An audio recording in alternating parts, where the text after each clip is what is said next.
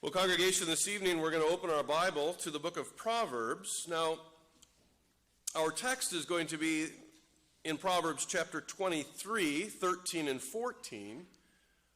But the significance of the matter there is found in other places in the Proverbs, so I want us to read a few Proverbs as foundation and background to that.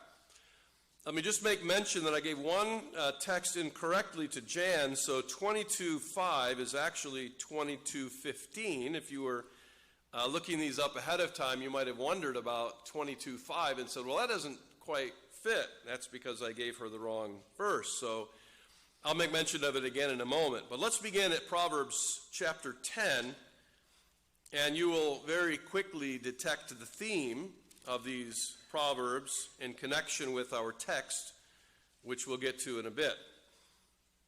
So we'll begin our reading of the Word of God at Proverbs chapter 10 and verse 13. Wisdom is found on the lips of the discerning, but a rod is for the back of him who lacks judgment. Turn ahead then, secondly, to Proverbs chapter 13 at verse 24. Proverbs 13:24.